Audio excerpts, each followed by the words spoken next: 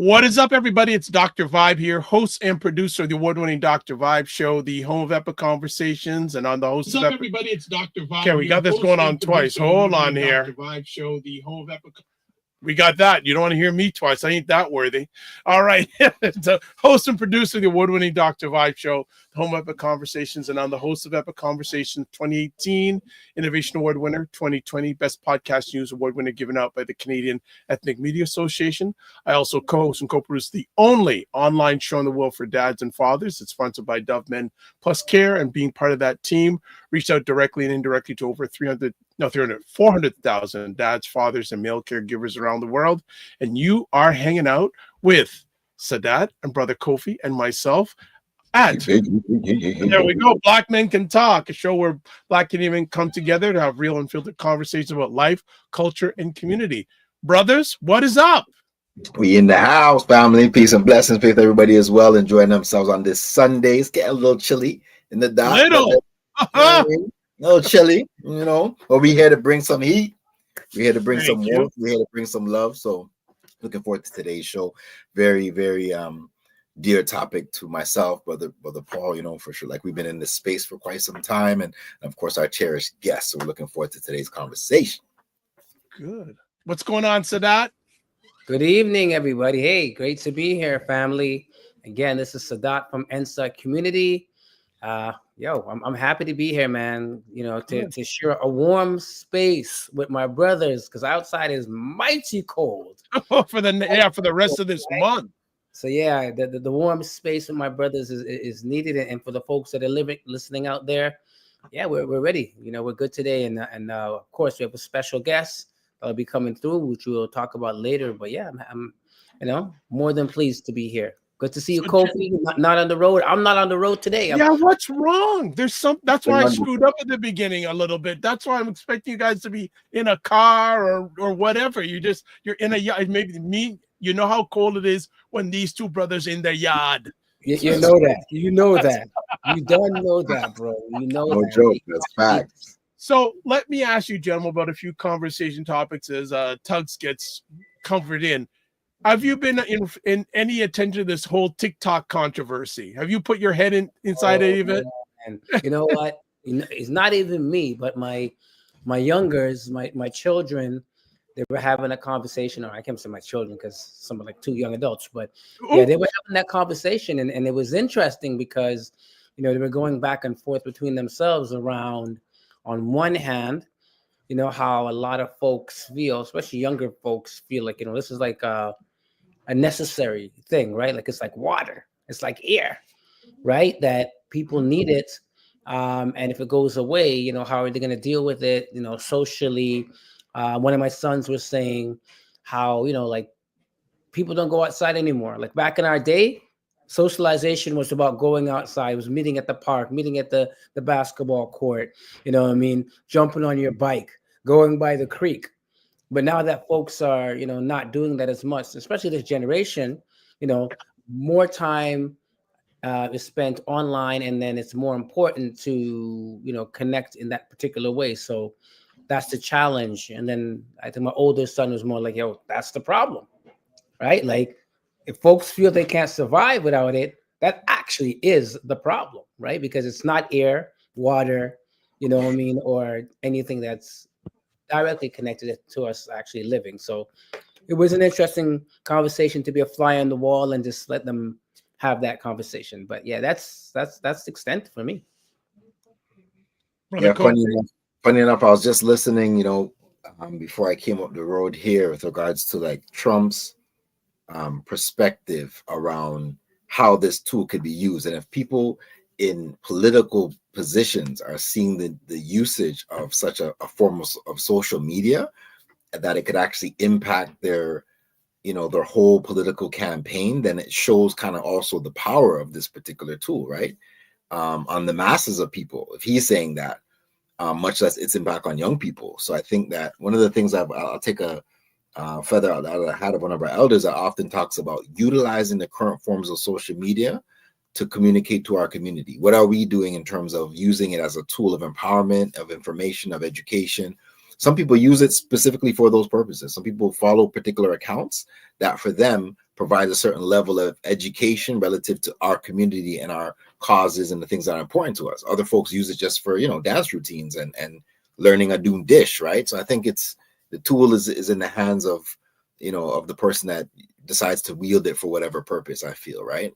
That's my perspective relative to it. I think it's another tool that can be used in the tool belt for our liberation, if we so decide to. It can also be a tool that's used for our own bondage. We just decide how we use it. Well, I'll add my 1 cent to this.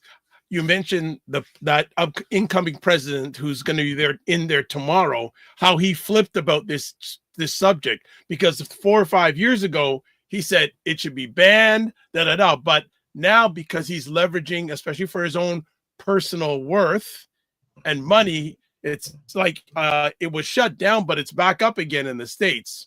Like, so they're saying.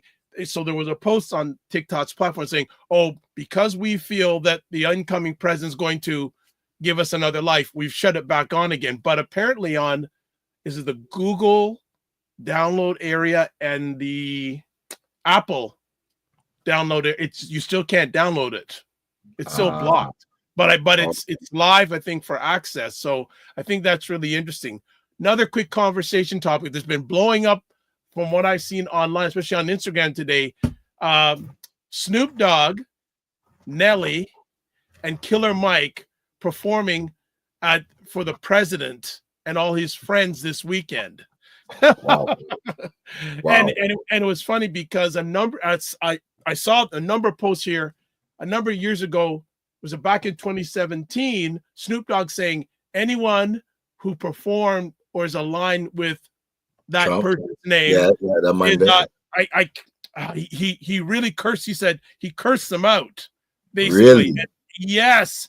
And now it's like people are saying, "Holy smokes, this guy was cussing out a few years ago, and now he's performing for this guy and these people." Mm-hmm. Oh, how the tables turn. That's a heavy topic, and I'm gonna listen. It's a heavy topic, and I think honestly we should get our brother to jump in on this. So we're gonna hold it because I know he got something to say. But for me, I'll start with myself. You know what I mean? Sometimes we gotta show and prove, man. You know what I mean? And our actions and our deeds, it really, allows us to know who we are and other people to know who we are. You know what I mean? So I think, as my mother would say, show me your company and I'll tell you who you are. Mm-hmm. I think with these brothers, unfortunately, they live in a capitalist society. Capitalistic. Come on now. Yeah, man. And they drank the water, bro. Like someone was saying, it's so difficult to not get poisoned when you're swimming in a poison lake. You know what I mean? And I think that's what they're dealing with. And the value, Mike. Yeah, Mike, they got Mike too, man. They got Mike. Yep. No, man. It's the values, bro. It's you know what? It's the value, man. Again, that's it. And that level of, again, who are you? You know what I'm saying? What values are you under? But yeah, man, they're showing who they are, man. But we got a world, we got a world star, Tuggs star coming through. Well, okay, we're gonna take a break. We're gonna take a break before we we'll take a break. But so the post on TikTok, going back to that subject, says, welcome back. Thanks for your patience and support. As a result of President Blank's efforts, TikTok is back in the US. You can continue to create, share, and discover all the things you love on TikTok. I wonder how much he got paid for that. And then the whole thing about Snoop Dogg. Oh my gosh. I can't play it because there's a lot of cuss words in it. But if you just probably go online and look at, if you just put in Snoop Dogg on probably any social media platform, enough people are sharing this out. Yeah. Enough people are sharing this out. So that is our appetizer. We got a main course coming up. We got a man who finally, is he back on this side of the ocean? Because man, he was living it up. Yeah, man, I got to ask him how much weight he gained because he was eating out enough. Every time he was going in restaurants, he's laughing. He knows what I'm talking about. He was enjoying some good family and food over on the other side of the ocean. But we're going to take a little bit of break. We'll be back in 30 seconds. And we've got a real great individual that you need to hear from coming up.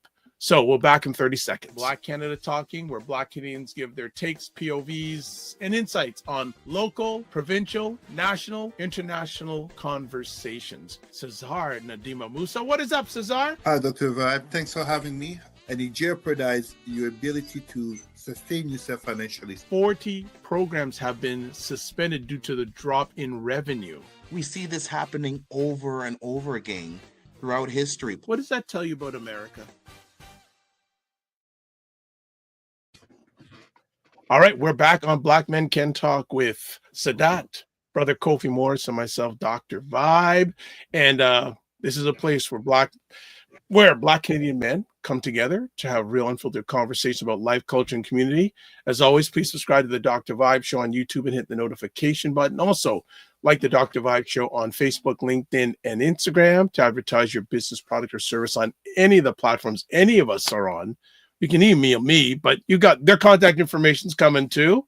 And then want to join a Discord group, email me dr@thedrvibeshow.com. So I'm going to let one of you two introduce our friend today. So who wants to go for it? Does a young girl want to go, or you want me to do it? No, but you're in a good position to do so, I think. All right. So we're definitely honored to bring forth our brother in the real sense, a real brother. This young man, I'll call him, is a community worker, an activist, a rights practitioner, a father, a proud partner. This brother has been doing some great work over the years on anti-Black racism in the community. He both spans from the UK, where he's had lots of experience working with young Black men and boys, as well as being on this side now living in Canada, where he also has continued that remarkable work of developing rites of passage, engagements, real great workshops. You got to check out the N workshop. Hopefully he tells us a little bit about that. But all around, strong brother, proud brother. We want to bring on our brother to the show, Mr. Tuggs. What's up? Are you still up? Good, I'm good, family. How you guys doing? Good. Are you on UK time or are you on Toronto time right now? No, I'm on Toronto time now. Right now. I'm on Toronto time. Okay. Why bring some of that food back over to us? You crazy man! You have too much fun over there. Yeah, you're right. Way too much food. I'm finding myself at the gym right now. All good. Well, great to have you, brother. Yeah. Well, thank you. I'll just start in. Can you share your journey and what inspired you to work with Black boys on an international level? Oh wow. That's a great question. It's one of those questions you can answer from many different perspectives. But I know we don't want to be here all night. So I got time. I don't know about anybody else, but I'll make the time. There you go. Okay, so I started doing performance spoken word poetry, which is where Tuggs Star comes from. And during the course of doing that, you always get requested to do workshops at schools, do workshops at youth centers, and I started to get those requests. There was an assumption that if you're good at doing poetry, you can automatically engage Black students or students in general. Wasn't always the case. That's again another practice you got to learn and grow into. Though I had a friend of mine who was part of a rites of passage program, and he asked me to become a mentor of the program, which I did. And I went to the graduation here, you call it initiation, and I was just blown away by the seeing the journey of the young men, and I still don't truly fully understand it till I went away as a volunteer to the retreat. And then when I understood what was happening in the retreat and how these elders were working with these Black boys, I never seen anything like that before. the engagements, the challenges, the expectation, and how they were expected to grow, um, and the vehicle that enabled them to teach these young black boys from all over London.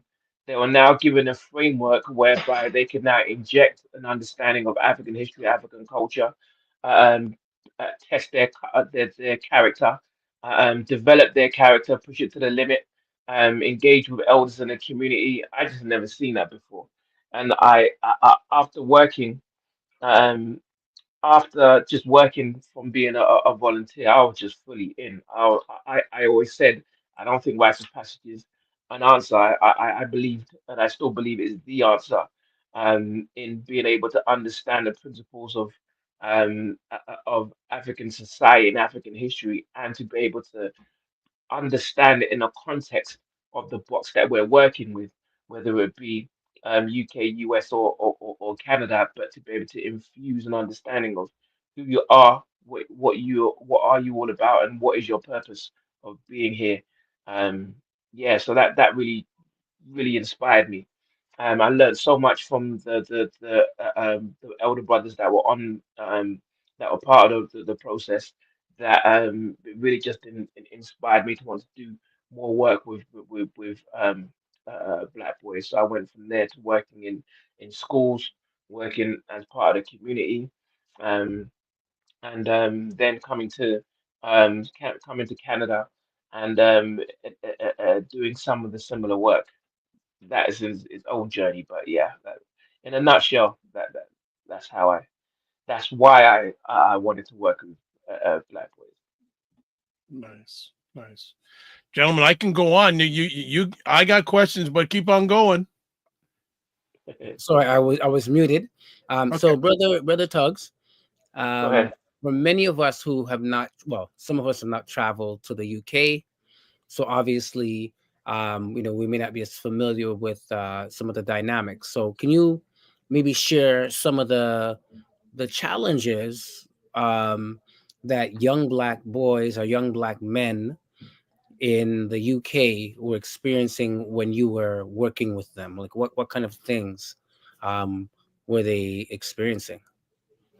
Um, Okay, before I answer that, one thing I should say, and I'll probably best to be able to give the comparison, is how similar the two societies are with regards to the black community. Now, there was a level of ignorance that I had with regards to the black Canadian dynamic when I first came over in 1990. Six, the first time I came, but I was in Ottawa, and then afterwards I came and spent a year in Toronto in the year 2000, and it must have been about 4 or 5 months in to being here. I realized, and I was kind of bored of being in Toronto, and I was just like, why? This is a whole new country. Why am I bored? And I remember walking down Queen Street, and then all of a sudden it dawned upon me that this place and society was just so familiar to London. So it felt like I jumped on a plane, traveled 8 hours and didn't really go anywhere. So the people that I met reminded me of the people in the UK. Then when I started analyzing the society, like when I first came, the assumption was that Canada is similar to America without the violence, without as much violence. Um, After being here for a while and getting to know the people, there was very little translation that needed to be done with regards to how I spoke and my reference points, the archetypes of individuals. They were like direct. It almost sometimes feels I'm in a parallel in a parallel life as opposed to a different country, a different space. And then when I started analyzing a little bit more, there's the legacy of the fact that Canada was essentially founded by British and French, right? So the closest country to UK is France. So therefore, there's always got to be that shared history between UK and France, as is this a shared landmass between people that descend from France and people that descended from Britain. So therefore, this was essentially a British colony. So the way that the society was structured was based identically towards to Britain. When you look at the state of the immigration um, in of the black mass immigration following the Second World War, the Caribbeans were the first The Black Caribbeans were the first of the immigrants to land in the United Kingdom as an invitation from the British government to help rebuild Britain after World War II. So the Caribbeans came over. It was Jamaicans, Trinidadians, Guyanese, St. Vincent's and Kitts. All of those countries, of those nations, ended up coming over to the UK. Um, this was in late 40s, early 50s. So 10 years later, Pierre Trudeau did the same thing where he invited Caribbean folks to Canada in order to set up. So therefore, we've got similar societies that are taking place. Africans started coming to the UK en masse probably about 10 years after the Caribbean started to come in.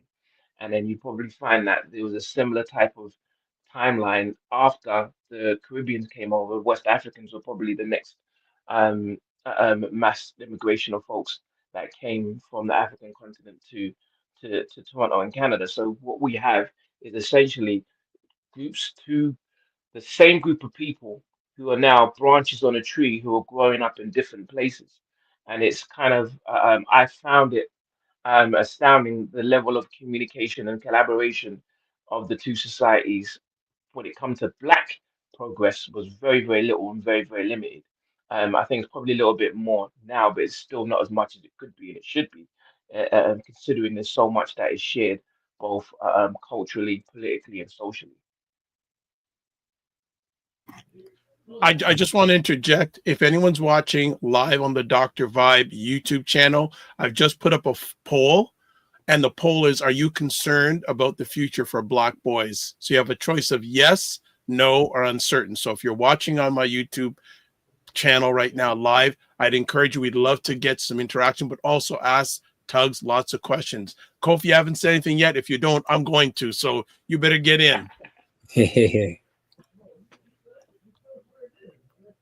Can't hear you. Feel free, Dr. Vibe, feel free to jump in. You don't know I have questions, so you go. Okay, so then, just building on what you shared, Tuggs, what are the common challenges that Black boys face, regardless of geography, and how do these challenges differ in various cultural or societal contexts? Okay, so you have the fact that there's the growing up in low income households that is expanded by the low um, economic vibrancy of the communities that they're from. There is the issues with the educational system, the lack of inclusion in the curriculum of not just Black history, but understanding life from a Black perspective. That is a major a gap within Black British society. Um, there is the one thing that British society does do, which I think is a major difference in how that happens in Canada, is that there is an understanding. I think it was something in Toronto, I should say. I won't say the whole of Canada. Less now in Toronto, whereby um, there's an understanding of Britishness and what Britishness is. And in order to be Britishness, there's an expectation that one needs to disregard their culture in which they come from. So therefore, you are British, and therefore you cannot claim an allegiance, alliance, or a cultural connection to your parents or grandparents' homeland. You now have to accept the standards of what it means to be British, and from a Black perspective, that really means a white British. Um, Whereas here I found in Toronto, there is, especially over the last 10 years, there's been a strong advocate of trying to understand and embrace the culture as well as the people and the person overtly from an overt perspective. So what that did as a result was that it was very much a challenge in Britain for Black organizations that would openly speak about African history and African culture, and Black history and Black culture to progress. So as a result, the volunteer sector was where you would get a lot of the great work that was being done from a Black perspective, and it was and the public sector grants and financial support was not given to organizations and organizations and groups that were openly proud to be Black as well. And this came as a result of many of the conflicts that happened in the 70s and 80s. So when the first generation of Caribbean folks specifically were being born in Britain and they were X'd out of the society, and as a result, there was an increase in unemployment, there was an increase in disenfranchisement, there was more anger, there was also the influence of Rastafari, which really were the forefront of making Black folks a little bit more politically conscious as well. So in the 80s, there was more so an embrace of we need to find ways to make these Black British folks who are rioting and causing such a dissension in British culture. How do we make them part of the society? So as a result, there were um, forward-thinking politicians who did have bonds with progressive Black leadership. So as a result, it was able to get Black organizations being funded, etc. Now, what happened there was because there was now the influence of consciousness, there was the influence of political activity, there was the influence of all of these Black sector workers that were working in the youth clubs, that were working as political agitators. You also had a lot of the politically, you had the South Africa apartheid, which is on the radar as well, which was really fueling the activism. Um, you had the influence of reggae culture. So all of this was playing a massive impact on Black youth at the time in the 80s. So the political establishment, when it changed from Labour, which had the history of being very much supportive of social and the new immigrants that are coming over, you had to switch to conservatives. So you had Margaret Thatcher. So this is like a history lesson now. But Margaret Thatcher now come into play. She was the first woman prime minister, but she was very much the equivalent of what a Republican is in the United States, and obviously you've got the conservatives here in in Canada. But they were very much wary of the politicization of what was happening to Black youth. And as a result, it became a changing of guard, so to speak. So a lot of the Black activists that were in positions of influence were slowly edged out and replaced with folks who were Black on the inside, but didn't necessarily have the Black politics.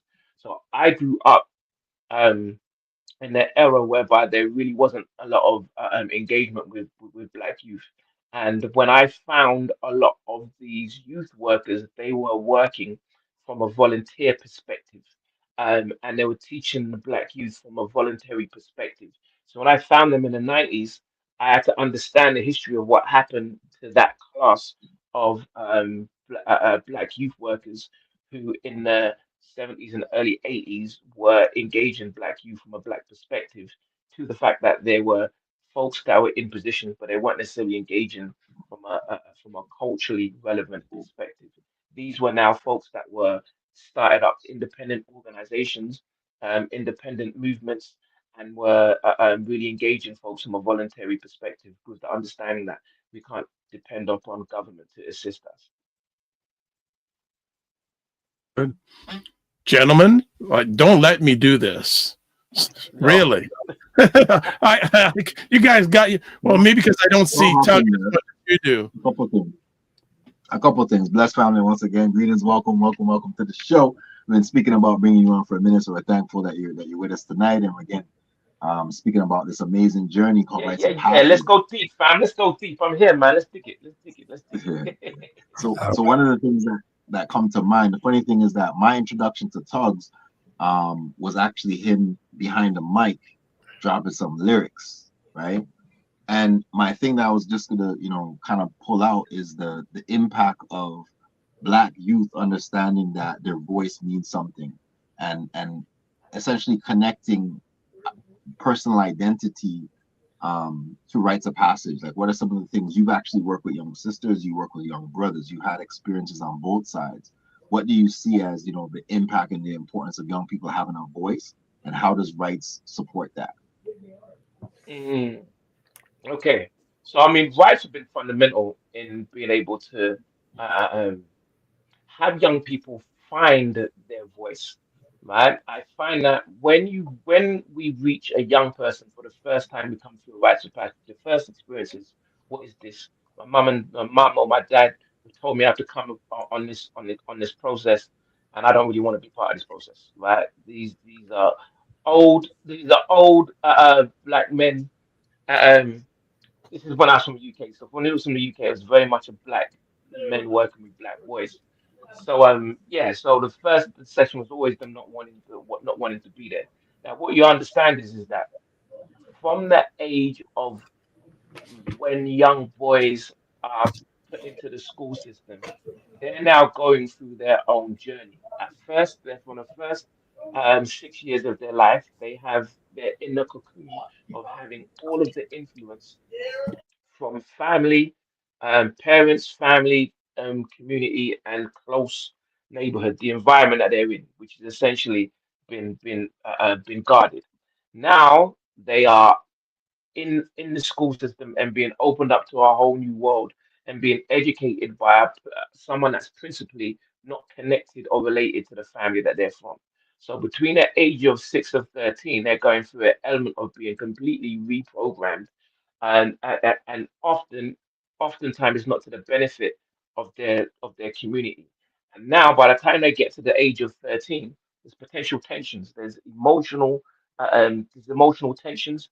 There's character tensions that are in the home, and now the parent, and especially if they're coming from a single parent household, it's a question of um the child now needs to find their tribe, and oftentimes the tribe that they're finding may not have been signed off or being agreeable to the parent or parents, and now they're like, we need something for these boys.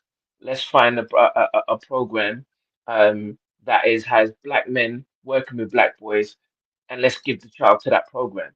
So now we now have to understand the fact that the young men have now a different program that they have written on their personality, and that is oftentimes at odds with the family that they're from. There is a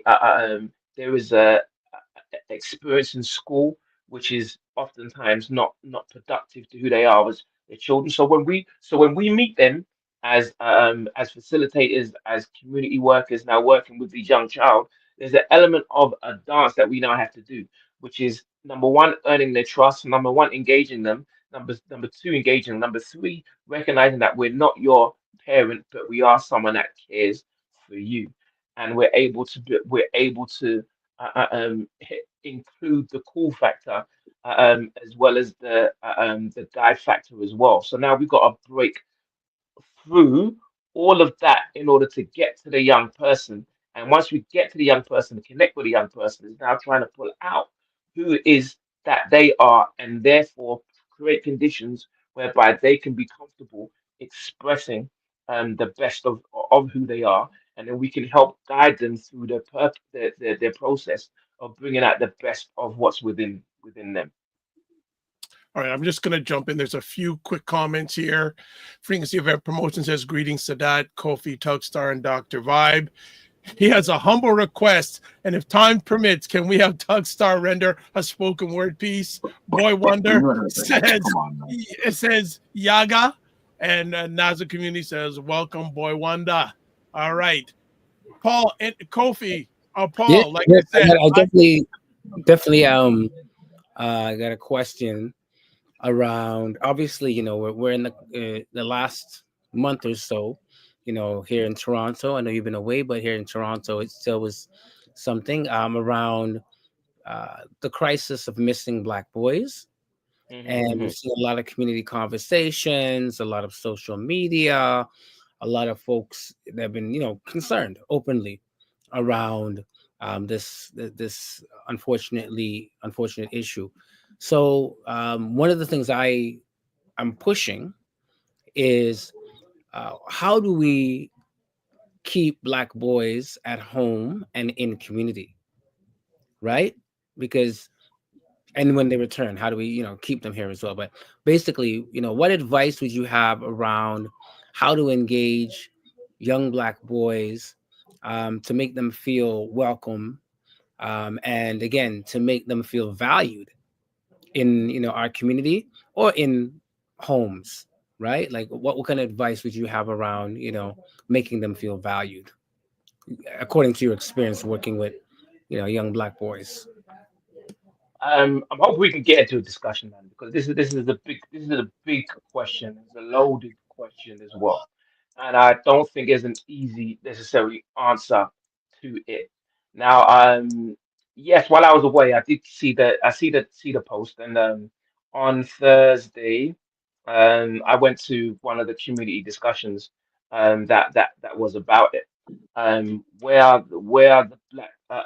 these black boys going? What's necessarily happening to them, etc. And then it was revealed that a large majority of the black boys have now gone home, right? But now the question is, where were they, and why were they where they were, right? Now, it's an interesting thing when you say, how do we keep black boys in the home? Uh, um, when I was young, I didn't want to be at home. Not that I ran away, but it's like see, when you do rites of passage, it's something that connects to the nature of who we are, right?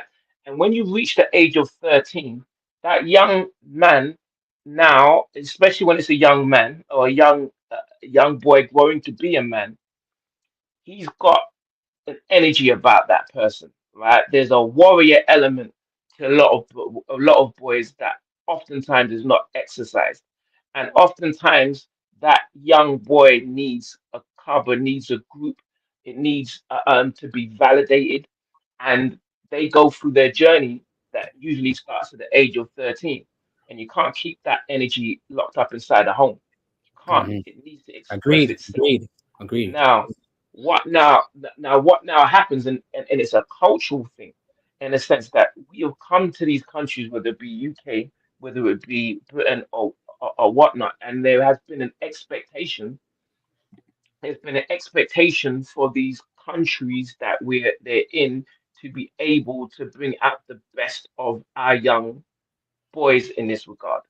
Um, Generationally, that has not been the case. When you look at the statistics of what happens to the black community, in this case, black boys, with regards to the level of high dropout rates, which mirrors in the UK and in Canada, they mirror each other.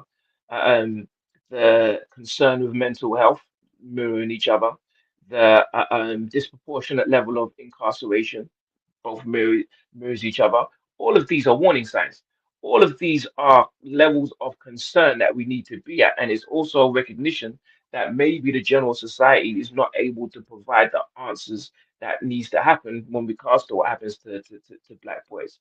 Now, to turn the question back on ourselves, it's like, what are we seeing in community? What gaps are we seeing in community, that is now impacting and affecting the black boys? We always talk about the lack of the community centers. Yeah, that's definitely one of them. But then is the question of what type of engagement is going to be happening from with these black boys from these community centers.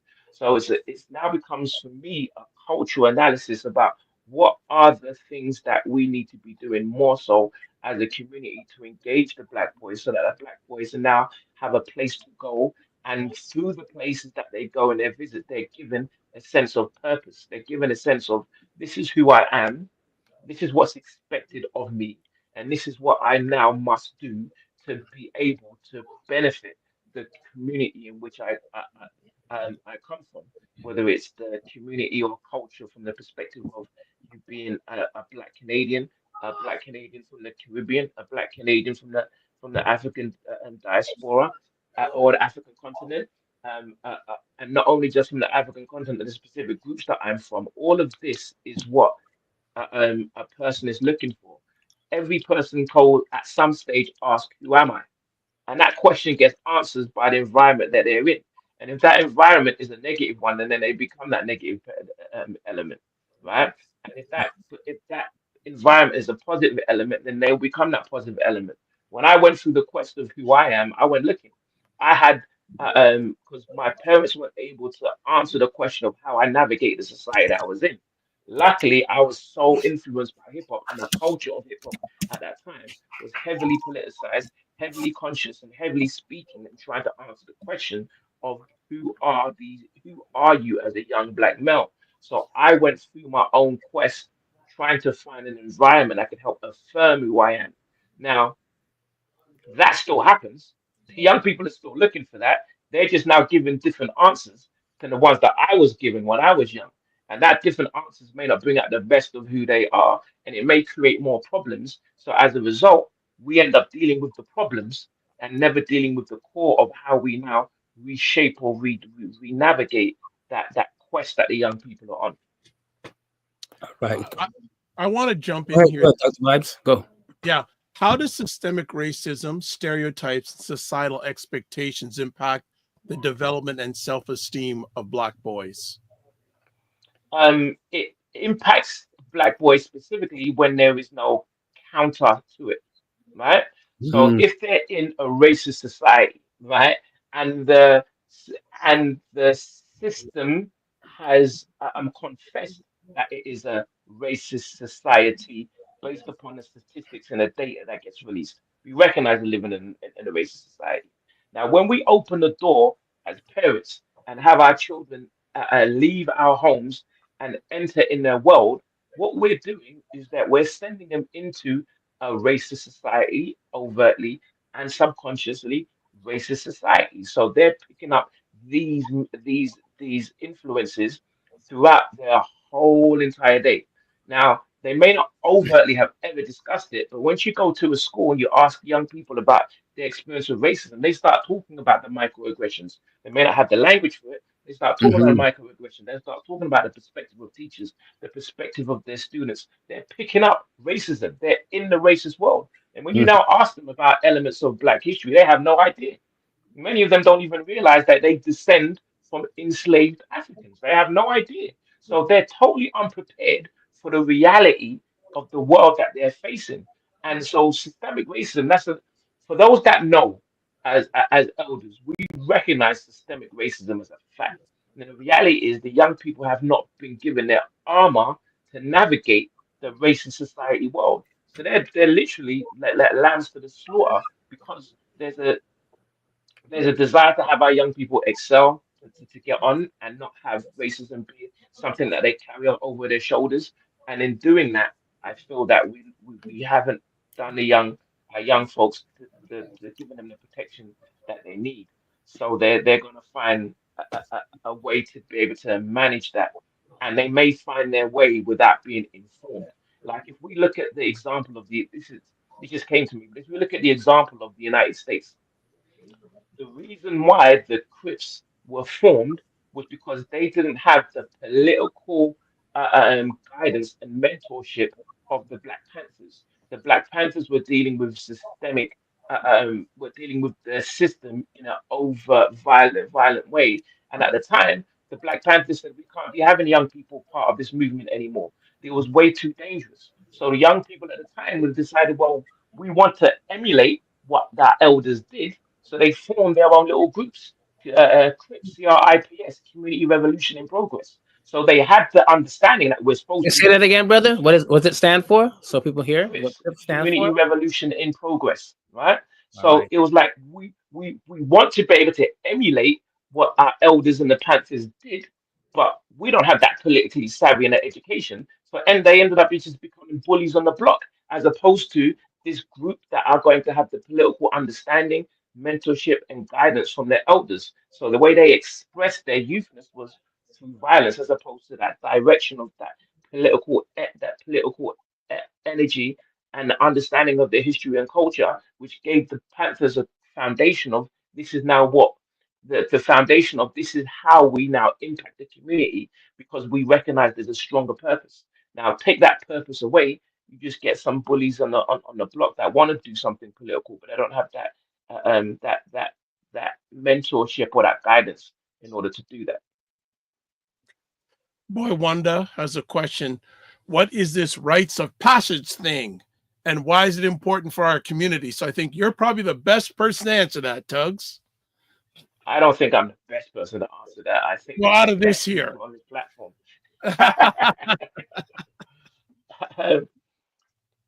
so, so rites of passage. It's an ancient practice.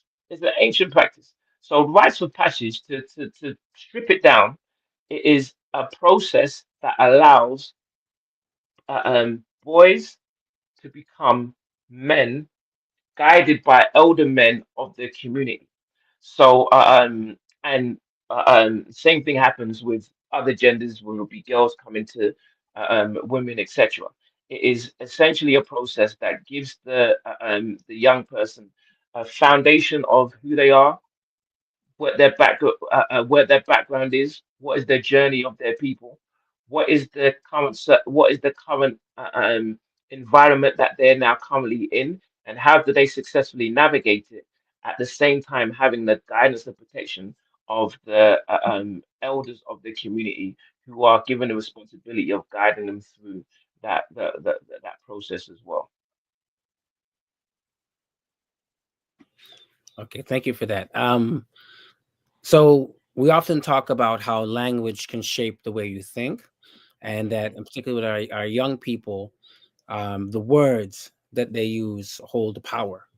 I know you do some work around the N-word workshop, right? And of course, the N-word is the igger word, right? We're not trying to get banned out here on these social medias, but can you explain to folks who are not familiar the N-word kind of workshop and kind of the rationale behind that?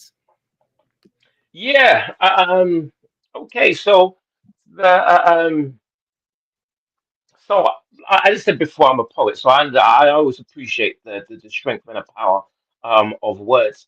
And one thing I found really interesting over the years was this the expectation that if you're black, then you sign up to using the N word, right?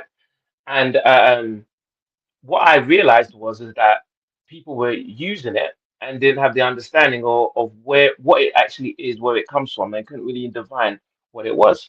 So I decided to come up with a workshop that was able to guide young people on a process of understanding what the N word is, understand its history, and then not really tell them whether they should or shouldn't use it, but at the end, just give them the information, and then at the end ask them the question whether they feel it's something that it's wise or sensible to use, right? And I recognize that I went through my own journey with it, and this generation, and again, history is my favorite subject. So when I looked at things from a historical perspective, there was a um, there was a time, to quote Talib Kweli, he had a fantastic song. It's called Four Women, which is a rendition of Nina Simone's Four Women.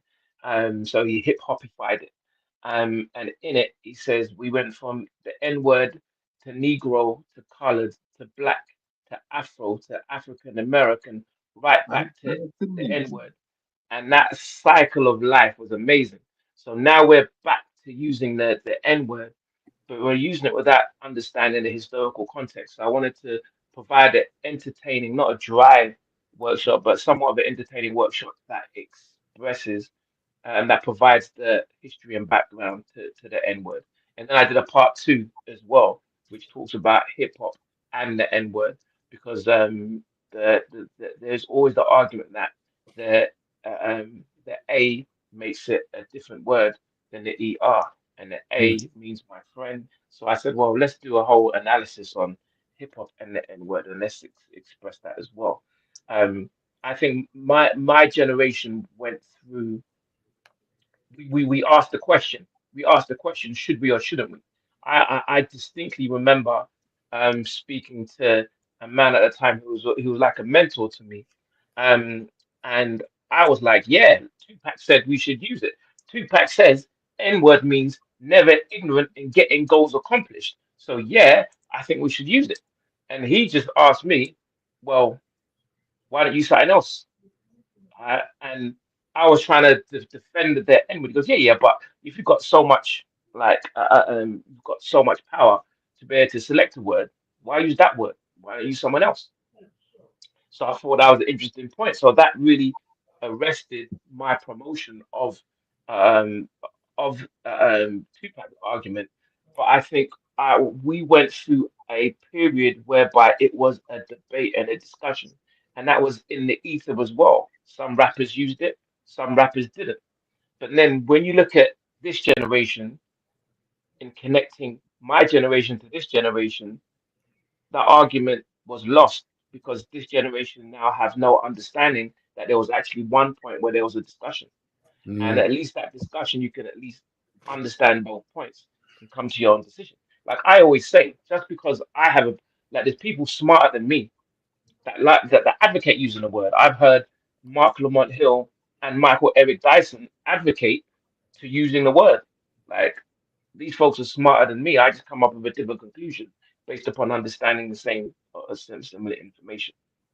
Shay, thank you very much for that, brother. Looking forward. So, again, I know you just put it up there, Dr. Vibe. But if anybody's trying to, connect with our brother Tug Star, more interested and want to learn about this workshop, part 1 and 2, please hit Well, him up. listen. Let me say, I'm actually trying. I'm actually engaging in conversations at the moment with C to be able to do it for Black History Month. So I really want to do that All right.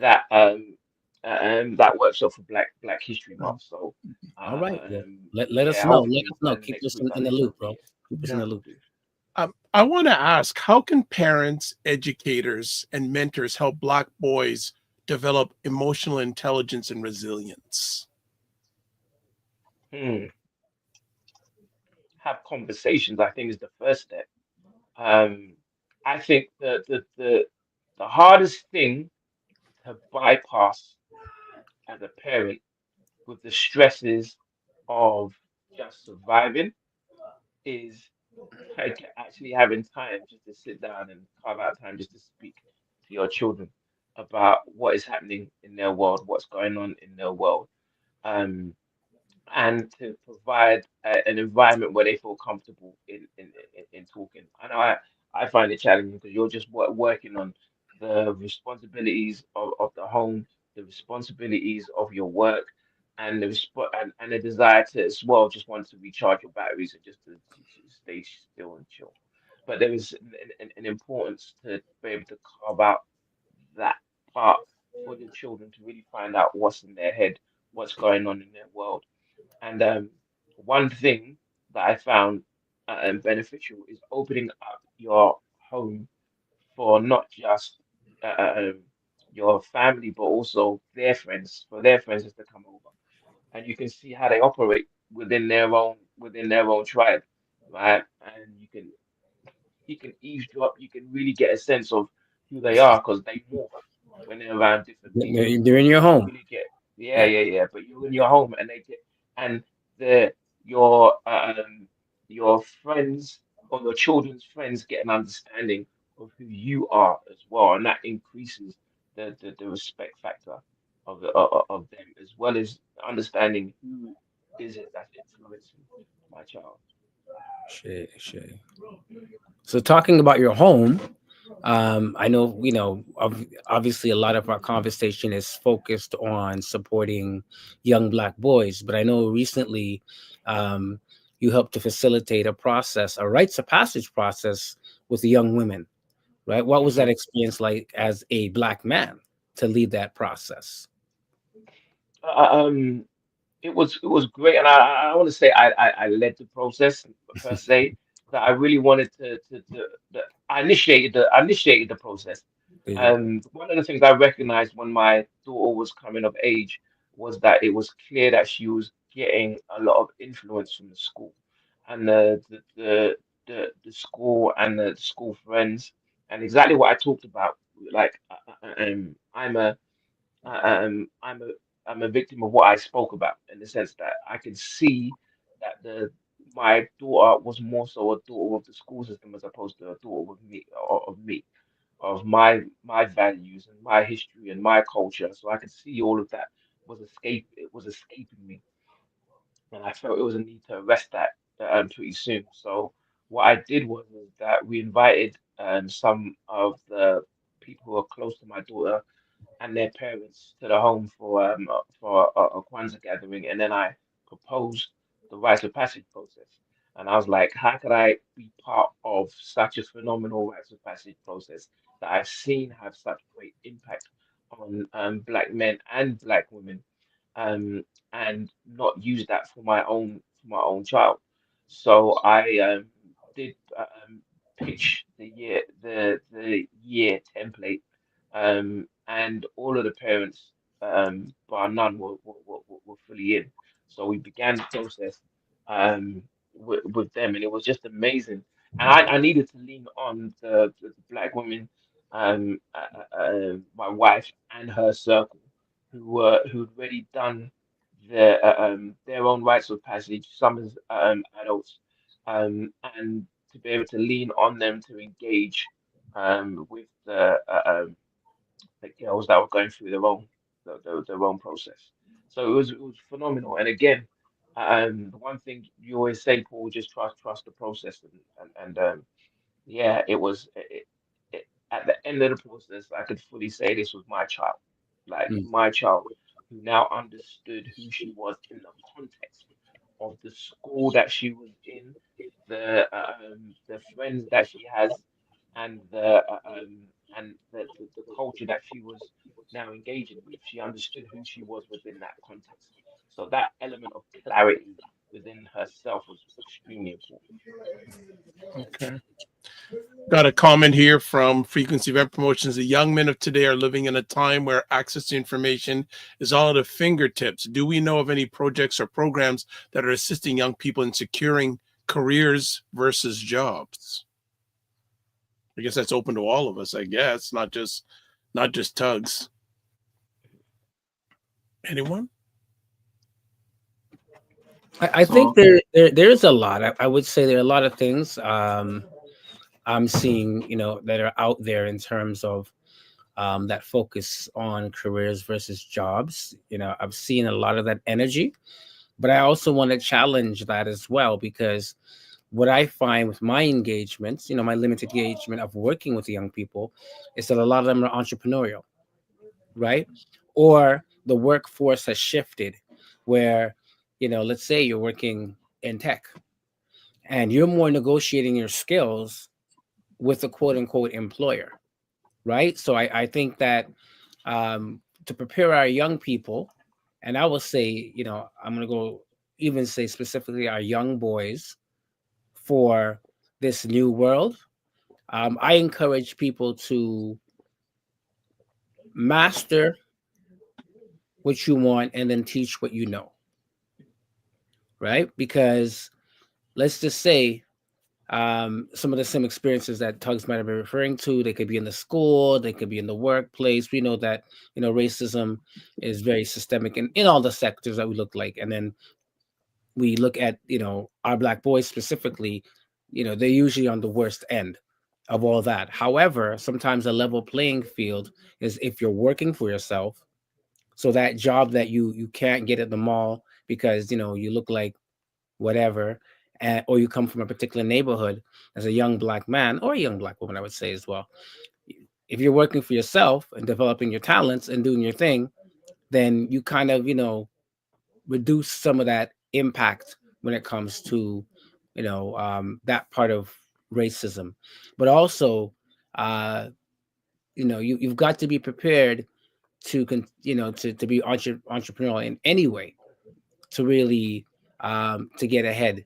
You know what I mean? So I think that, there's been a lot of work on careers and jobs, and I'm gonna say, like that's for some people, but I think there's definitely a segment of our population, and in particular, let's say it's a young person that may have been in contact with the criminal justice system, or a young person that's a new immigrant, right, that cannot access traditional work, right?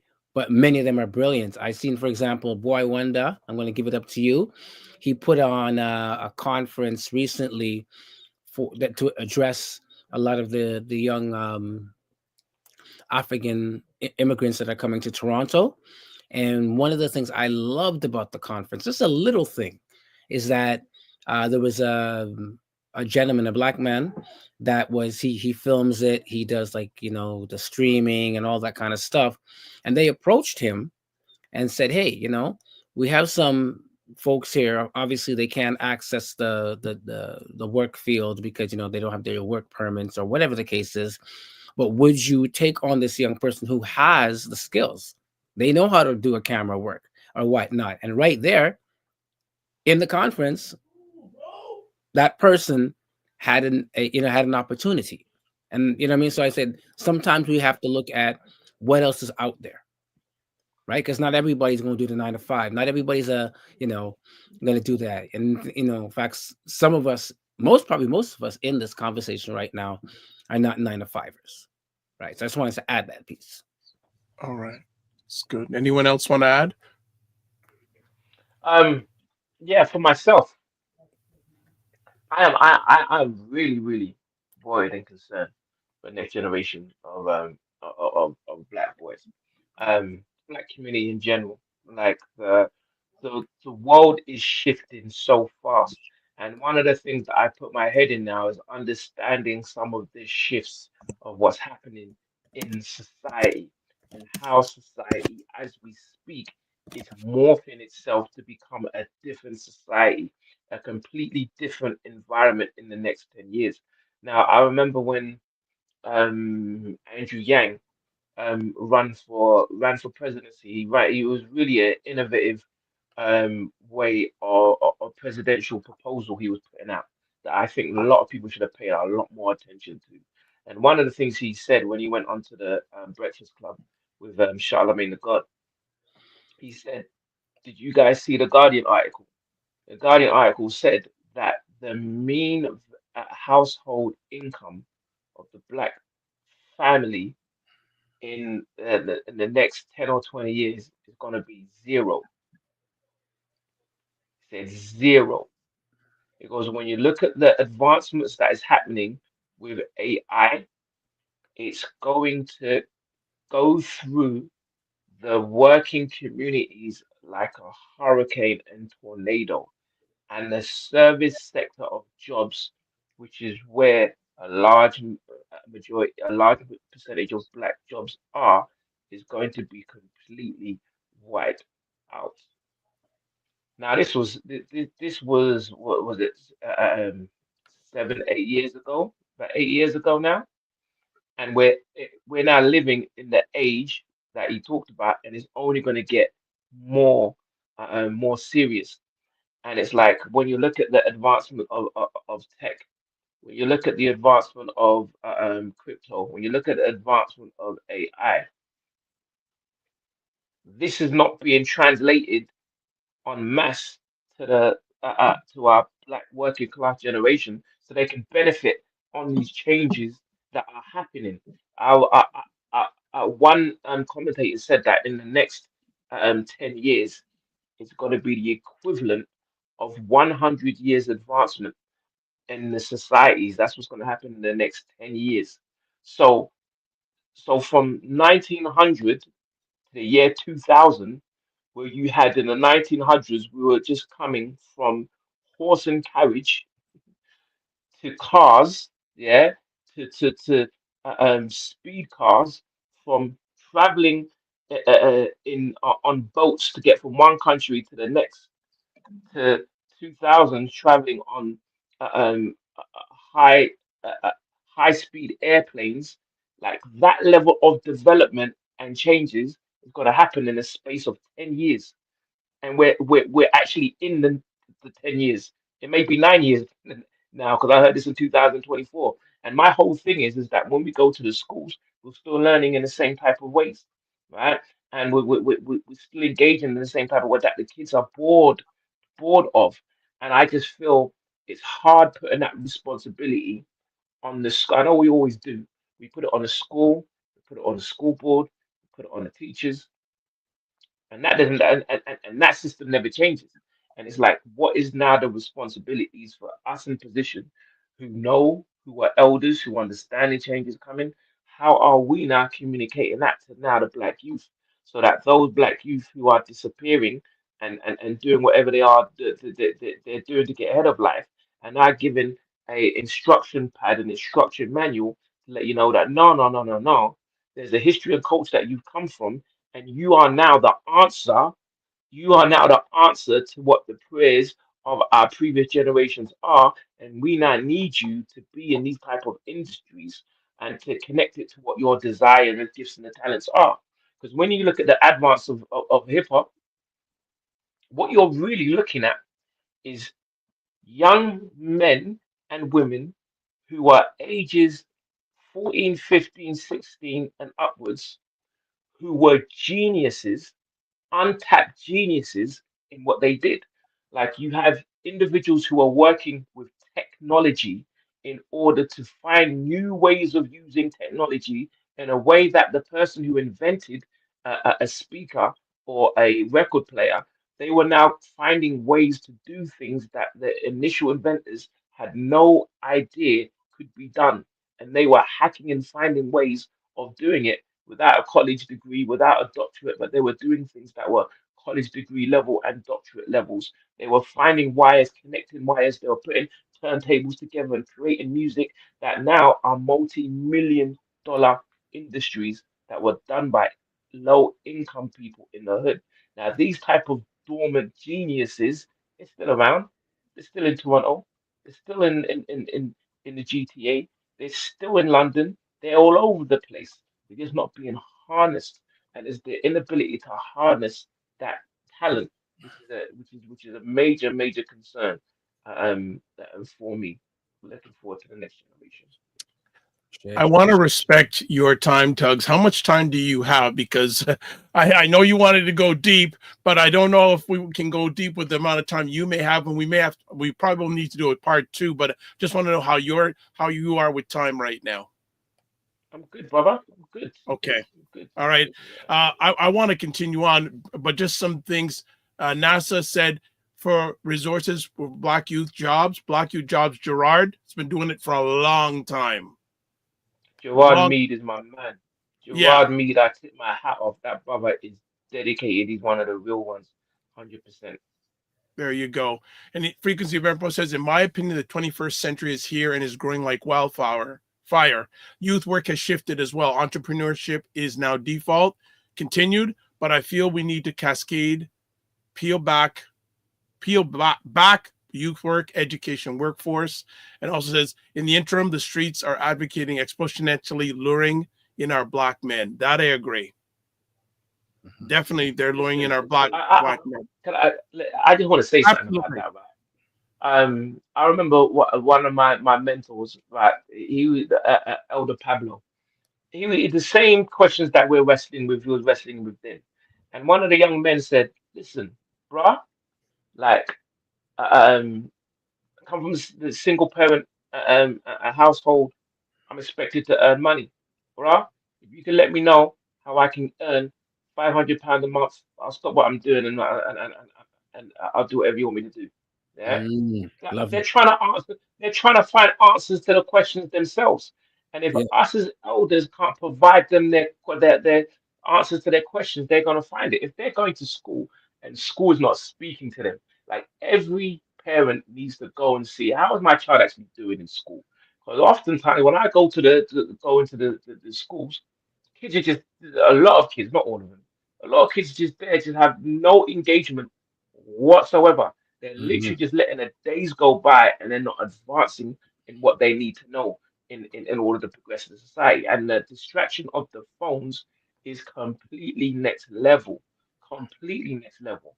I mean, to be fair, some people have hacked it and they found ways in order to be successful and entrepreneurial and live through social media, which is connected to their phones. All respect to them.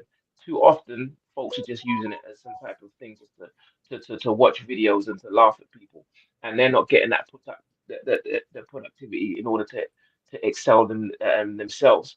And when life is just passing you by, and all of a sudden you graduate, and all of a sudden you're 18, of course you're going to be attracted to anyone that says, "Yo, I know how to get a few more peas or a few more dollars in your pocket." Of course, that's the way. Now, the person who's providing that offer needs to be able to provide. Needs to be someone that can provide that same offer. It's not going to get them in prison or get them dead. Yeah. Good stuff. Well, so then how can we develop, how can we help Black boys develop a strong sense of identity and self-worth in a world that often devalues them? I mean, listen, I said that I think at the beginning when I talked about the importance of rites of passage, I'll be honest. Like in my humble opinion, the rites of passage needs to be something that is systematically employed to all Black people. All people of African descent, regardless of age, need to go for a rites of passage because it's something that becomes systemized and it becomes a ritual part of your culture. So we don't have to go into something whereby we have to get into argument and debate and discussion. Is it good? Is it not good? I tell my kids today, what are they going to be learning? Like all of that just needs to be completely eliminated. And to be honest, we haven't. I don't believe we've got the time to even faff about with oh should we or shouldn't we? I believe it is the answer. And I think it needs to be presented to our community um from different levels as the answer because I don't think we've just got that time to play about anymore. And I think that there needs to be an analysis, a deep analysis of the society, the social structures, because any other community that had the type of statistics and data that we have in the Black community will be considered a state of emergency, and and it's been a state of emergency for a long while now, right? And the statistics are only getting worse. So I kind of want to circle back, and this is for everybody on the panel. I know brother Kofi, what we call a home run hitter, has been kind of silent and taking it in. So I'm appreciate that. But I want to circle back to, you know, what folks are saying about, you know, the luring of, you know, our Black boys, and because, you know, obviously people are offering them money for risk. But what role do we play, or can we play, in providing, you know, jobs, opportunities for our young people, young Black people? Like, what role as Black men do we play in doing that? You know what I mean? Like, in actually getting them to the place where we can, like you said, the brother said to Elder Pablo, if you can, you know, find me an alternate to actually doing this thing, like making money or surviving or feeding my family, because it's not like all about, you know, vanity like a lot of people think. Sometimes it's Yes. young people who have to contribute to their households on a real level. You know what I mean? That a lot of us don't have to do. But, you know, what role can we play as Black men, you know, to support our young Black people economically? I put it out to everybody here. So one of the things I'll hop Go in ahead. real quick. Go ahead, home run hitter. A couple quick things come to mind. You know, one of the things I found out, and I'm sure the brothers can probably echo this, when you speak to, because we're all entrenched and connected to community, when you speak with brothers who are not necessarily connected to community, they often think to themselves, what can I do? Right? They often, like, that's the question they're asking, or they feel as though they don't have a certain type of credential, they don't have a certain background that could impact the life of a young man. But the thing that they don't realize oftentimes is that your experience means something to a younger Black man. Why? Is because he's looking to you, because you're supposed to be somewhere that he hasn't been yet. You know, if you're going on a journey and you're walking this journey, and you've been on a journey for some time, and you meet somebody else who's just starting. It's almost like saying you have nothing that you can explain to this young man that's about to go on this journey that you've just been on. And you're coming with scrapes and bruises, you know what I'm saying? But you're also coming with accolades and, you know, whatever. So it's like thinking that they don't have something to pass on. I think oftentimes our role is to empower those brothers, to explain to them that there are things that you have within you based upon your own personal experience that a young man can gain from, but it's just to create the space and the time. And sometimes it's just literally going to that, going to wherever they are, right? Whether the experiences that they're having, and bouncing that ball with them. You know what I mean? Playing, you know what I mean? Being in spaces that they are already. Some parents would talk about, you know, going into the child's room, and if they're playing video games or they're doing their homework, whatever the case may be, just being present. I know there's a lot of fathers that are in homes, and a lot of us can attest to this, that were in homes, but the fathers weren't present in the home, right? They were there, they were physically there, but you couldn't say, what is your son doing up in his room? What is he doing? What is his passion? What is his drive? Where does his goal? What are the things that are important to him? They can't answer those questions because they're so caught up in their own lives, not recognizing just having presence sometimes is when the young man can now feel, let me ask a question. I've been talking to this girl, and, you know, and I don't know how to approach her, and I don't, you know, like, should I introduce myself to her family? Like, what they're asking these questions internally, not realizing that you could be a source of strength, you could be a source of knowledge, you could be a source of experience, you could be a source of just a listening ear for another young man. So I think some of the times we need to empower ourselves in recognizing that we have something to offer, regardless of our educational background, regardless of a lot of those things that we're thinking are the defining factor for the young man that just doesn't have someone present in his life that looks like him, has been through a similar experience as him, and can echo some things back to him. So I think that's one of the things we need to recognize is our own lived experience often informs the work of rites of passage, for example, with young men. And the reality is there's a lot of wisdom out there that can be accessed, but the young man doesn't know where to access it. So making ourselves available, like I said, connecting to initiatives like the R Initiative, connecting to our Black organizations. There's a brother named Keedy that has spoken in Toronto before, and he's often said, you know, if you're not part of an organization, then you're probably part of this organization, right? So connect to something that's present, that's happening in community. I saw a call from mentors, I think just a couple like this past week from the BBPA, right? From the Black Business and Professional Association. So there are initiatives that are looking for mentors and guides and people that can support young Black men. However, being visible to community, knowing where to go and how to connect, right?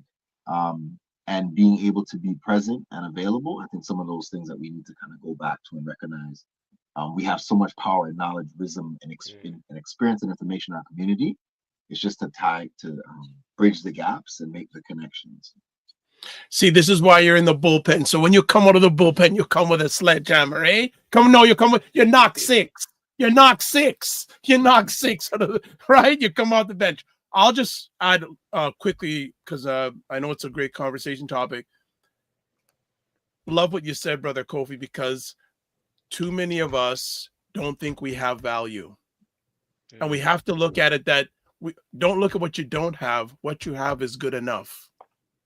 And also the lived experience is so important. You don't need to have a degree to be of service to a young Black boy. Your lived experience is more than enough.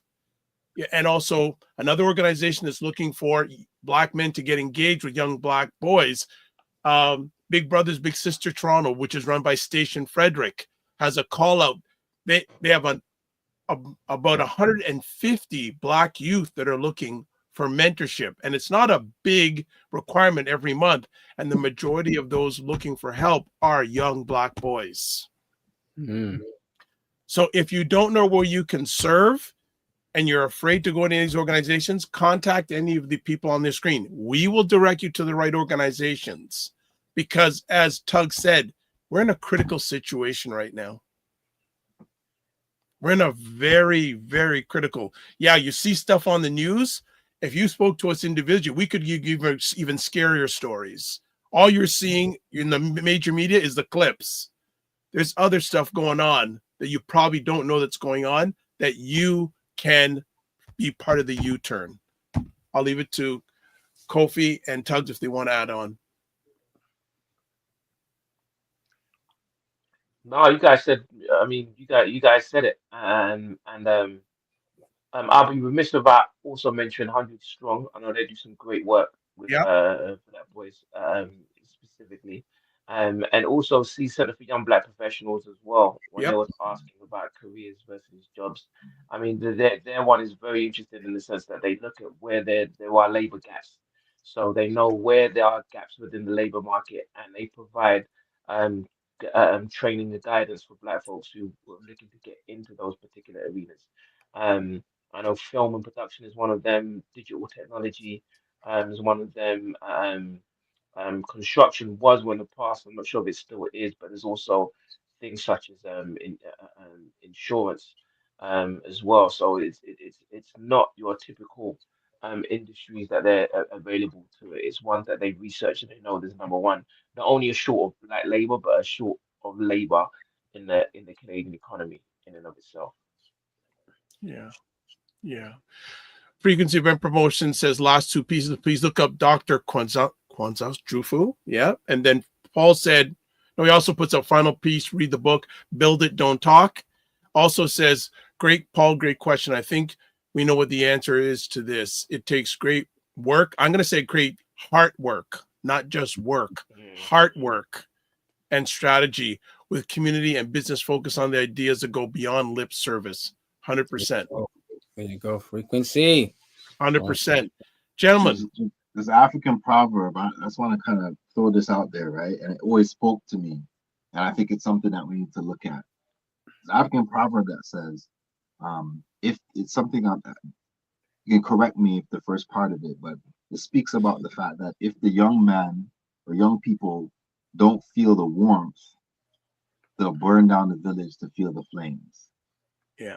Right? So you Yeah. think If a young man is not initiated into the village, they will burn it down just to feel its warmth. There you go. Yeah. So think of it in that sense, like what safe spaces are we creating for young men? And the fact that they're absent in a lot of cases, they're looking for that connection. It's the same connection that we were spoken about the Crips back in the day, speaking about the Panthers.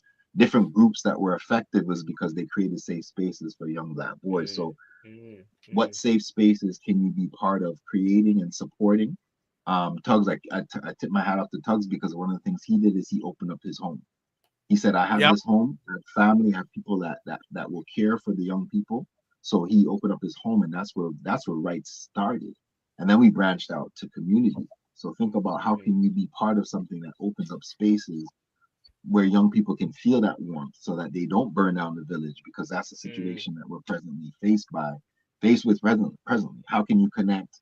And what can you bring to the table? But sometimes what bringing to the table could just be some hot food as well. It might just be a domino pack. It might be a soccer ball. What is it that you can bring that can create a safe space that young people can feel at home, and the building and the support can essentially launch itself from there. So, well, as I You always always, say, go ahead, Tuggs. no, I was going to say something, and you know what? It goes on what Brother Kofi was saying as well. Sometimes you really can not appreciate what it is that you have. And you may not think what you have is enough or a lot, but it may be the one jewel that would help inspire a young person and take them to the next level. I remember there was one brother. I remember when I went to interview for one place, they said, what is the hardest young person you work with? And I remember the brother's name. I ain't gonna say it now, but I remember the brother's name. I said he was the hardest. And you know what? He wasn't the hardest because he was the most unwilling. He was the hardest because he was so entrenched in a negative world. I mean, deeply entrenched in a negative world that you could feel that negative demons that was in him. because I hadn't been that deep. I remember saying to my manager at the time that I don't think I'm the best person for him. I think he's best placed with one of our elders. It'd be better to work with him. But he didn't take me from him, so I stayed just working with him. And what was interesting is the level of turnaround that this young brother had was absolutely incredible. And then he'll talk about the impact that I had on him. And this was just through conversation. And one of the things he always mentioned, the fact that I called him a king, right? It's common amongst our circle just to refer to each other. Yeah, oh, how you doing, King? You cool, King? What's up, brother? You know what I mean? And he always remembers that. And that was like a hammer that was breaking down his previous programming. But it was like I didn't appreciate of all of the subconscious impact that I was getting from my elders, and how when you translate it to other people who may not have an ounce of what the environment that you are used to, how much of an impact that may have on them going down the road. Yeah. Right. Right. So that's one jewel I definitely would give. And on that note, I would say again, our words are power. Our conversations are power, right? We discussed on both ends, they could be the N word, and then you're calling a young man a king. And that sometimes flips our whole orientation because we're like, yo, king? Yo, nobody ever Yeah. called me king. They call me Right. everything else, right? So, me calling you a king may put you in a mindset of, boy, you know what? Maybe I have to act like a king. You know what I'm saying? Maybe I'm elevated that, right? So I think that that's important, and as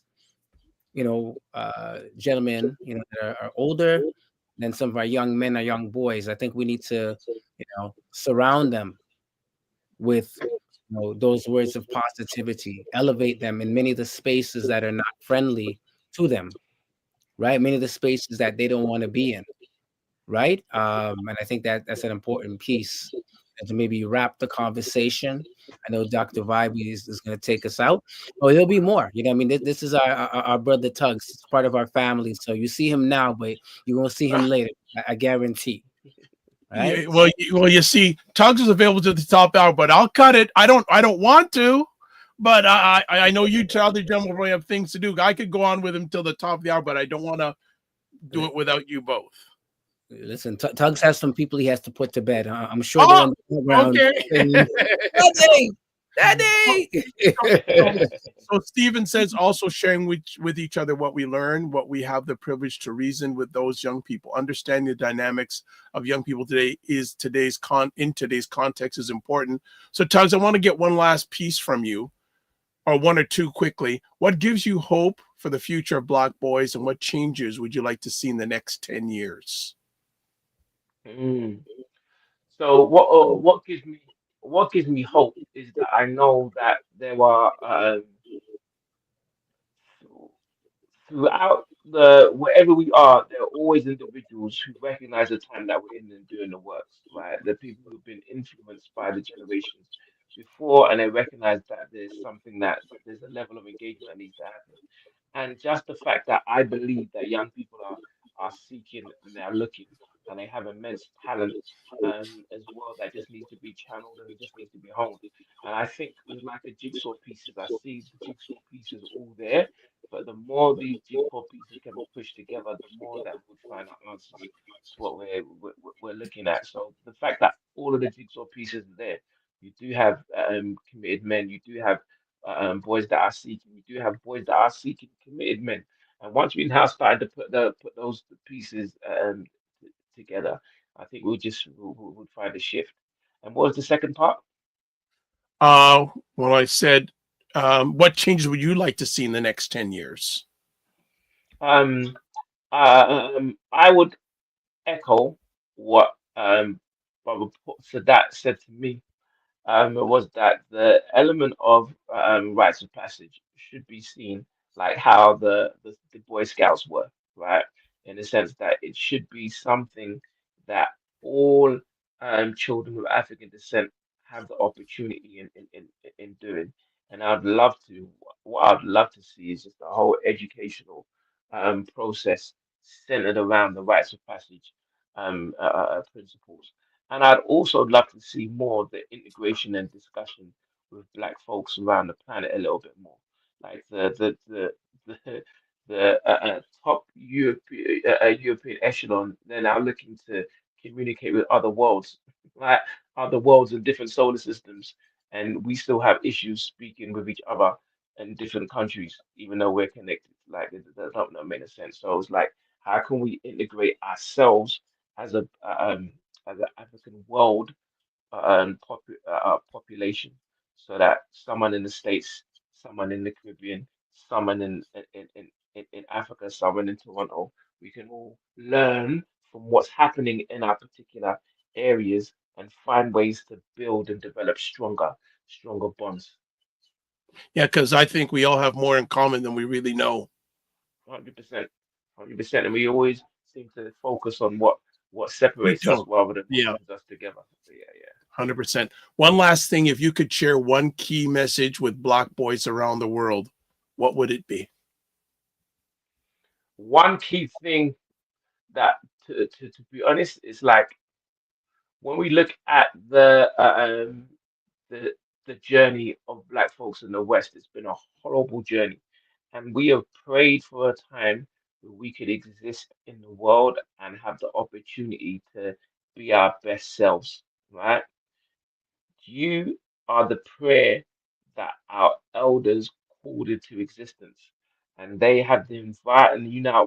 We now have the environment to manifest their desires.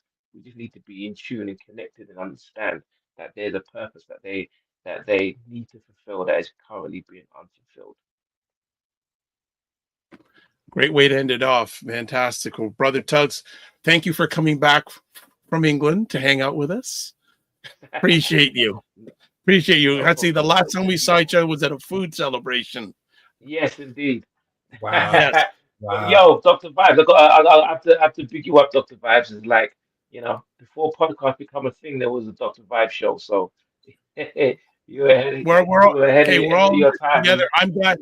Look, I received that, but I'm glad that we're all in this together, whether it's digitally, face to face, city wise, provincial wise, nationally, internationally. We're all in this together. It's not over until we win. 100%, man. And I just want to obviously give testimony to Brother Sadat as well. Like he's really mentored and been a guide to me integrating with the Black community in Toronto in a way. And I remember when I first came over, he said, "Listen, get in the car. I'm giving you.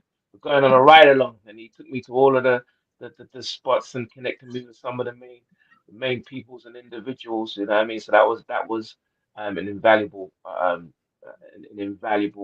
experience that enabled me to start working as a volunteer.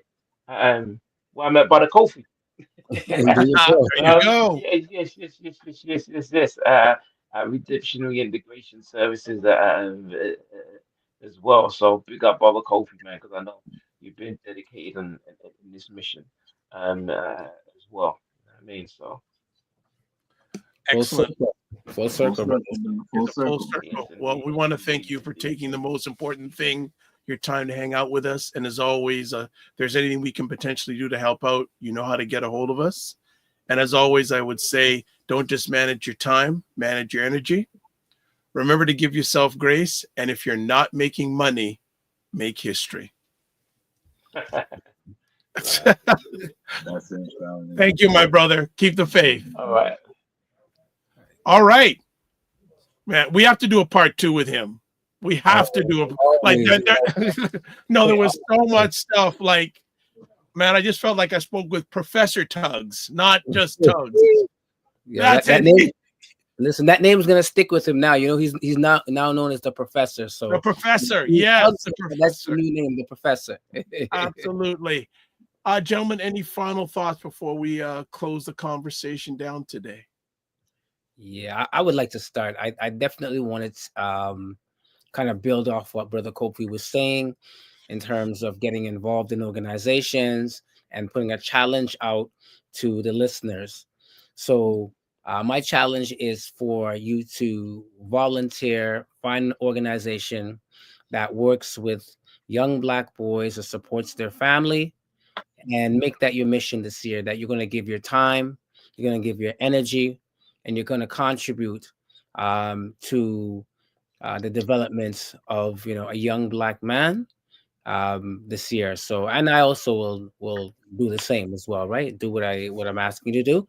But yeah, put the challenge out there, and let us know. Come back, let us know, what you've been doing. So thank you very much, everybody, for holding space today in an important conversation.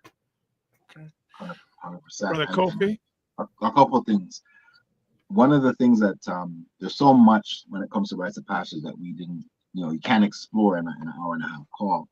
But a couple of those things are traditional healing practices and the importance of going back, utilizing the term Sankofa, which is a fictitious bird that essentially looks back to fetch an egg from its back. And it's the concept of, it's actually an Adinkra symbol, which are ancient symbols that are often, explored during rites of passage. But just thinking of the importance of digging and going backwards in order for us to move forwards, and recognizing that there's healing that has to take place. There we go. Paul's holding it right there. So there's healing that must take place within our community, and it often starts with the inner child. So a lot of us have actual inner child work to be done, and as a result, we have people that are walking around that look grown, that look adult-like, but internally there's some development that hasn't taken place. So rites of passage is one of those things that allows you to develop what's happening internally, be able to look within in order to examine what's happening in your environment. And that's a lot of what it did for us on our journey. So definitely dig a little bit deeper with regards to some of the things you're experiencing and challenges you might be experiencing as a man, and recognizing that there may be some internal work that needs to be done, and we need to get to the point where we're now normalizing healing in our community as Black men. So I'm thankful to be part of today's conversation, as it's another step in the direction of healing for our community, going back to traditional practices that have worked, that have been proven to work with the self-transformation of young people in our community to become healthy individuals, because it doesn't just take a village, but it takes a healthy village to raise healthy children. So we're on that journey. I'm thankful. Dr. Vibe, thank you for creating the space once again. Black Man Can Talk, Black Man Will Talk, Black Man Talking. And they do talk. I'll just end off really quick here. Black men, don't underestimate your lived experience. And we all need to do the work, but don't have that hold you back to share your story with a young Black man, because they need us. They need us even more than ever. So I just want to put it out there that I believe that almost everyone has $100,000 story. Just most people don't want to share it. So let's share our story with a young Black man. And even though share with other Black men, young, old, other Black men, just share. And if you don't have children of your own, find some to share it with. I'm sure you have a relative, a young youth relative, a male in your family. Share it. So before we close down, just show results of the poll. Are you concerned about the future of Black boys? 89% of the respondents said yes, they are. So even more so. Yes. Even more so. So before we close it down, if you want to get a hold of Kofi Sadat, email address is there. Instagram is there. YouTube is there. Facebook is there. Kofi Morris, email address is there. Both his Instagram, 2 Instagram accounts. Wow. Wow. How many do you have on TikTok? I won't ask. There we go. And then Coach on TikTok. Oh, there you go. There you go. Website. There's all the contact information there on most of the platforms you're watching this live and replay. It's there. And of course, here's Tuggs information also.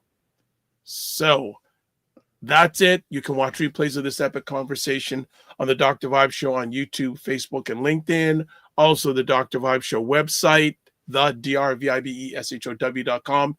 Paul Osbourne on Facebook, and NASA Community on YouTube. So it's all covered. So as we shut down, we do live your life as a dream. If you can dream it, you can make it. Sometimes you need to get smaller, get stronger, block assumptions, then aim bigger, aim better, aim higher, aim wider, love, faith, and respect. And don't just manage your time, manage your energy. Remember to give yourselves grace. And if you're not making money, make history. And we will get Tuggs back because I need to have him back. And I think everyone else here does. Be well and keep the faith.